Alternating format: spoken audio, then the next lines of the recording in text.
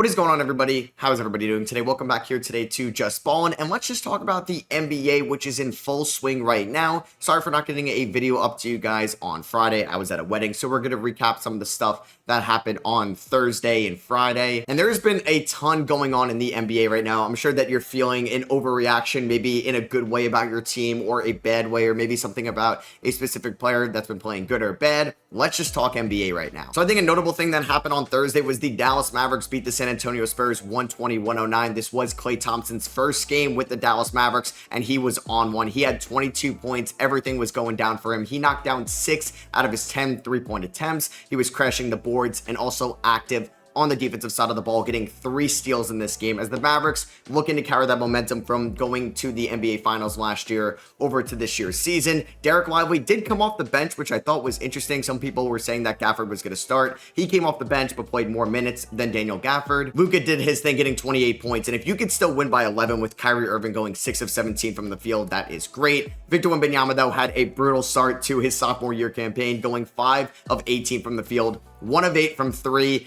Man, you're a 7'4" big man, Wemby. Get inside the paint. Stop taking so many threes right now. And he did also have 4 turnovers in this game as well. But how can we not talk about the Oklahoma City Thunder? They had their debut game of the season going up against a good NBA opponent in the Denver Nuggets. This game was going to be in Denver as the Oklahoma City Thunder held them to 87 points. Their top tier defense was on full display. They ended up winning 102-87. This was a game where Shai Gilgeous-Alexander showed that he could be an MVP candidate. Once again, he had 28 points, got his teammates involved with 8 assists. The step back jumper was looking phenomenal for Shai in this game, and his dribble moves are also in a tier of its own right now as he's able to get downhill and get to the rim with ease. Chet Holmgren was also phenomenal in this game, running the floor, making plays on both ends, being a elite rim protector. 4 blocks in this one, but also had 25 points. He didn't hit a single 3, 0 of 5 from 3, but was still arguably the best player on the floor. And it looks like Aaron Wiggins is continuing to save basketball. He was phenomenal for the Thunder, going 7 of 9 from the field. As for Denver, maybe you're a little bit worried after game number 1, just getting blown out by the Thunder when you're at home. And this is your full strength roster right now. I know that De'Ron Holmes is going to be out for the year, but we already knew that. This was a game where Aaron Gordon really wasn't that good. Michael Porter Jr. wasn't that good. Jamal Murray wasn't good. And the bench did not show up, including Russell Westbrook, who in his Nuggets debut went 2 of 10 from the field and was a minus 24 on the floor. Definitely not the start that the Denver Nuggets wanted. And then the Minnesota Timberwolves bounced back against the Sacramento Kings. They ended up winning a very entertaining one, definitely a better game than their Lakers game on opening night. They ended up beating Sacramento in Sacktown 117-115. Julius Randle had a great first half, continued that in the second half. He finished with 33 points in this game. Anthony Edwards, 32 points in this game as well, was a +8 overall, the best in that starting lineup. It's interesting though, because Anthony Edwards really didn't have a great shooting performance, but it showed up when it matters, and he was really good in this game. I think on both ends of the floor. I liked the intensity that he brought on the defensive side.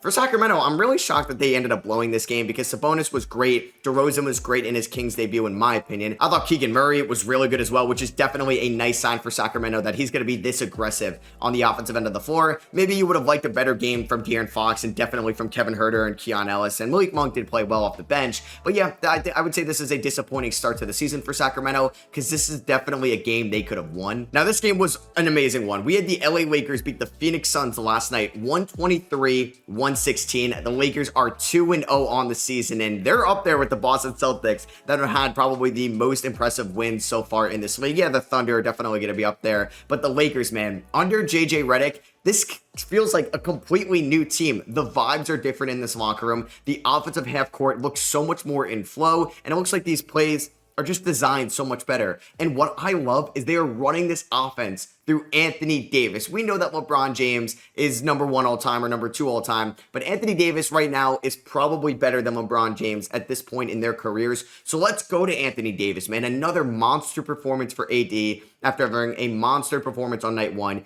He had 35 points, 8 rebounds, 4 assists, still being an elite rim protector as well on both ends of the floor. And it's really early to say who's an MVP, who's not, but he's going to be up there, I think, all season long. And this is how JJ Redick is going to utilize one of the most talented big men in the league. And he's getting to the free throw line as well. What I love about Anthony Davis is he doesn't really foul hunt. He doesn't foul bait whatsoever. These are ethical free throws in my opinion. And sometimes teams can't stop them. And if you're going up against a team like the Phoenix Suns, who don't really have very good big men right now. It's Mason Plumlee, it's Jusuf Nurkic. This is barbecue chicken for Anthony Davis, and he was phenomenal once again for the LA Lakers. But this was just a really fun game overall. I thought KD was much better in game number 2 than he was in game number 1, even though they lost this game. I think the Suns are definitely going to have to figure out their defensive alignments here. I think Tyus Jones has played fine for this team, but there is going to be some defensive issues, I think, with this starting 5 late in games. I mean, yeah, Jusuf Nurkic only played 18 minutes here. He was in foul trouble a little bit throughout the game, but just hasn't really played well to start off this year. A nice game number 2 for LeBron, and a nice game number 2 for Austin Reeves as well. And yeah, it just feels like it's a different vibe here with the Lakers, which I think could definitely save their season in a way. It's something you don't really think about, but I think they are going to do a fantastic job under JJ Redick throughout this year.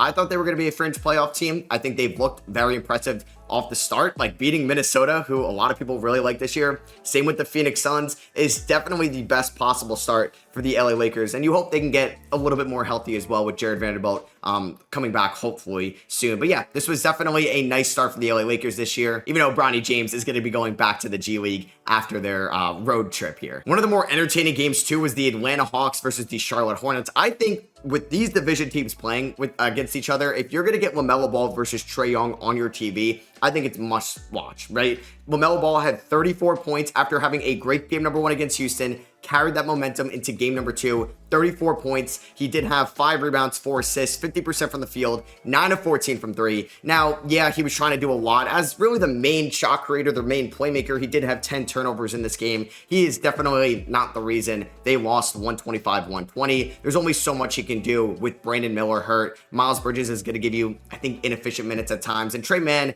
was definitely not on in this game as well, going 6 of 19 from the field. As Atlanta, nice 2-0 start, man. Trae Young, people could really throw in the MVP conversation, even though it's just been 2 games through the year. But this is the Trae Young that I think has become so underrated in this league.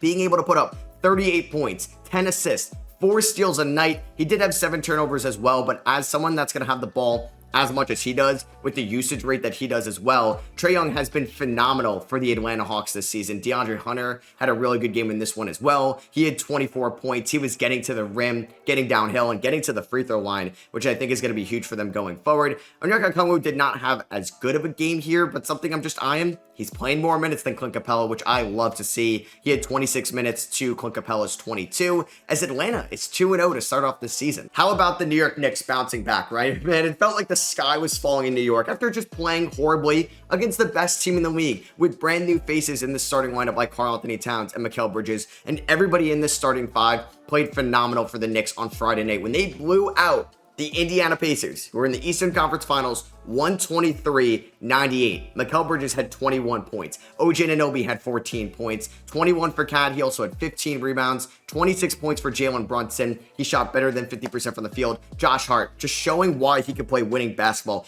Diving all over the floor, getting rebounds. He had 20 points and 10 rebounds in this one as well. The Knicks shot 44% from 3 as a team, and it was just a night and day difference from their disappointing game 1 performance against Boston. And I think some people definitely overreacted after game 1. Maybe Cat isn't going to be a rim protector. Mikal Bridges isn't going to be able to shoot. Well, Mikal Bridges had 21 points, 8 of 12 from the field, 2 of 3 from 3, and he was phenomenal in game number 2, especially on the defensive end of the floor. The Knicks defense against Indiana was on one in this game, and it just showed that maybe the Knicks can be better than Indiana, even though they lost to them in the conference semifinals last year. As for Indiana, you gotta be, maybe for the Pacers fans, disappointing in Tyrese Halliburton's start. Wasn't really Halliburton's standards in game 1 against Detroit. And then against the Knicks, 0 of 8 from the field, 0 of 7 from 3, which is very tough. I don't know what's going on with Tyrese Halliburton's shot because, yeah, there was a sample size last year, 30-ish games, where he was not good after that injury, but he showed up in the playoffs. He did play well in the small stints for the Olympics where I don't think his shot was broken by any means, but he did not look good defensively. He did not look good as a shot creator, and I think to his playmaking standards, where you're going to see him be at the top of the assist leaderboards all season long, for the performance he had, was an absolute stinker in this game.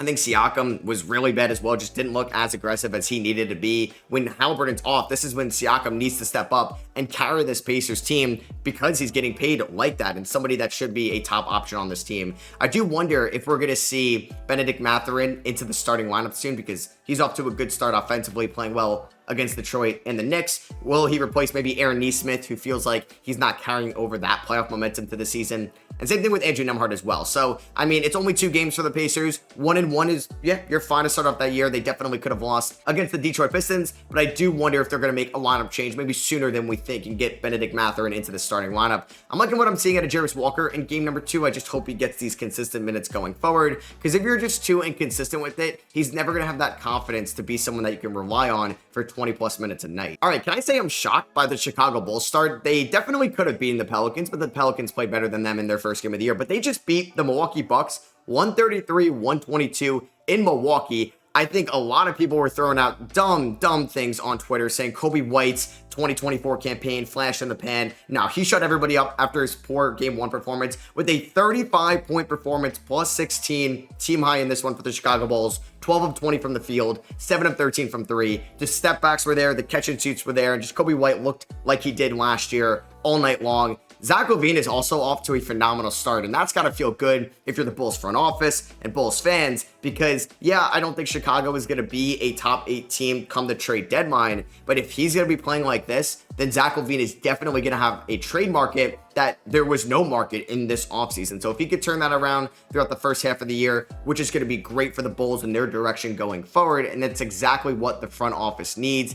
For Milwaukee, this is probably a disappointing loss. Something just didn't feel right for them in this one. I mean, Damian Lillard was not hitting his threes whatsoever, 3 of 12. He looked great against Philly in game number 1. He was fine in this one, but I thought maybe he was turning the ball over a little bit too much. Wasn't good defensively. This was an elite Giannis performance, 38 points, 11 rebounds, and 5 assists, and he lost by 11 at home. I do think the Milwaukee Bucks' bench is going to catch up to them. I mean, Brook Lopez has not been good offensively to start off this year, and you can rely so much on Bobby Portis, but after that, who is stepping up on this team? Because you're not getting any production, I think, out of Marjon Beauchamp or Tyler Smith, or maybe even it's going to be AJ Johnson anytime soon, just because of how raw and inexperienced they are, and just maybe the lack of player development that Milwaukee's going to go with moving forward. But I just need to see this team have a deeper roster if I think they can make a run come playoff time. But yeah, this is obviously just a little bit of a disappointing loss. It's only game 2. I think they'll be fine going forward. It's just something to monitor. How about the Golden State Warriors blowing out the Utah Jazz, who had a very respectable game 1 performance against Memphis? They're at home in Utah for this one. Golden State blew them out 127-86. They're still running this 12-man rotation in Golden State, and Buddy Hield has been maybe the best free agency pickup of the summer so far. 27 points, a team high, 7 of 9 from 3, 10 of 14 from the field. He was somebody that I was so high on as a free agent for Golden State in the offseason, and he is paying dividends so far. With Steph Curry still playing well, but just not looking like maybe the Steph Curry we know, which is phenomenal. If you're blowing out teams with Steph not looking like up to his standards, and you're getting this output from Buddy Hield, that's just going to show that this Warriors team is as deep as it's been. Podziemski, who had a bad game 1, bounced back in this one. As for Utah, I think we're going to start to learn that if Lauri Markkanen isn't feeling it, which the Warriors were doing a great job on him defensively, who's going to step up? Oh man, Keontae George is not off to a good start this year, man. He was a minus 37 in this game. He did not look good defensively. The offensive shot hasn't been there. The rhythm has been off. And like I was saying, if Markkanen isn't on, I think the Jazz are not really going to be a competitive team unless we're going to see Colin Sexton go into a new tier for what he has shown in his career. Because I think we know what Jordan Clarkson is. I think we know what John Collins is. You're asking way too much out of Hendricks or Kessler or some of these guys right now. So I think we're going to learn that if Markkanen isn't having a good game, the Utah Jazz are not going to have a good game. The Pelicans had a thriller against the Portland Trailblazers. Man, Portland really blew a lead here in the second half. They got outscored 30-19 in the fourth quarter after holding the Pelicans to just 15 points in the first quarter. And Zion Williamson was on somewhat of a minutes restriction. We know that DeJounte Murray is out indefinitely or for a couple weeks with that wrist injury. So this was a game at home the Trailblazers definitely could have won. Now, for the second straight game, Scoot Henderson comes off the bench, and I don't know why. Maybe it's just I overvalue his defense. But even when Scoot's playing well, and I thought he played well last night, he had 15 points, 6 assists, 3 steals, ball looked comfortable in his hands, maybe some dumb turnovers, but either way, he just ends up with the worst plus minus, and I don't want to put too much stock into that because it's definitely an arbitrary stat, but a -8, the worst for the Blazers, it's not helping my Scoot Henderson agenda. But what I was saying before with Zach LaVine and his trade value throughout the year, Jeremy Grant definitely showed he could have some trade value at the deadline with this game. 34 points, 8 of 17 from 3. He looked phenomenal in this game. But yeah, definitely a game the Blazers who may not get a lot of wins this year. These are the ones they kind of have to win, but maybe they're going to be in full. Let's lose some games. Let's see the young core, even though we're not even seeing Scoot Henderson start, which just really hurts my head. But shout out to Jordan Hawkins in this one. He had 24 points, 8 of 12 from the field, 4 of 7 from 3. He was somebody I actually made a video about on my Sauce channel, thinking that he needs more love, and he's been off to a great start in year number 2. And the last game I'm going to talk about, or just go in depth to a little bit, is going to be the Toronto Raptors beating the Philadelphia 76ers 115-107. And I wasn't able to watch this game live. Thank God. I don't know what was going on with the refs in this game, but the 76ers took 53 free throws without Joel Embiid, and it's not like the Raptors didn't take as much. 46 threes. There was 99 threes taken in this game. I don't think I could watch a game like that. It ended up going 40 minutes later than this game should have ended. The Raptors pick up their first win of the year, 115-107. And Tyrese Maxey as the number 1 option has not been good. He was not good against Milwaukee on Thursday, and on Friday he went 6 of 23 from the field, 2 of 12 from 3. I don't think this means Maxey's a bad player whatsoever and he can't be a number 1 option, but I think this goes to show you how important Joel Embiid is to the Sixers team, because it makes guys like Tyrese Maxey's lives so much easier. And then, yeah, Scotty Barnes had so much of a better game here in game number 2 against Philadelphia after not having the greatest performance in game number 1 against Cleveland. And shout out to the rookies as well. Like Jonathan Mogbo, Jamal Sheed have been great for the Raptors so far. Some other notable things as well, like the Magic ended up taking care of the Brooklyn Nets. They won 116-101. Franz Wagner is off to a great start this year as well, which is huge for them since he got that massive contract extension in the offseason. Cleveland beat Detroit 113-101. It sucks that Detroit is 0-2 because Cade Cunningham is also off to a phenomenal start this season, and it just feels like for Cleveland, it's a different vibe under Kenny Atkinson as well. So we're seeing these new head coaches do a lot better in year number 1, just off the start, because I think Bickerstaff has done a good job so far, Atkinson and JJ Redick, and even Charles Lee in Charlotte. And I know they're 0-2, but Jordy Fernandez seems to have some idea of where he wants to take this Nets team going forward. And then a little bit of a shocker game. Rockets beat the Grizzlies 128-108. And what made me happy in this game, Jabari Smith Jr., I thought maybe after game 1, is he going to be as involved in this offense? And he only had 14 points in this game, but was great defensively. And I think could definitely be a big X factor for the Rockets all season long. So yeah, I hope you guys did enjoy. Let me know what you think about the NBA so far in the comments below. If you're watching on YouTube, I'd appreciate you dropping a thumbs up. And if you're listening on Apple Podcasts or Spotify in the audio versions, I would appreciate a rating and review. And I'll catch you guys in the next one. Peace.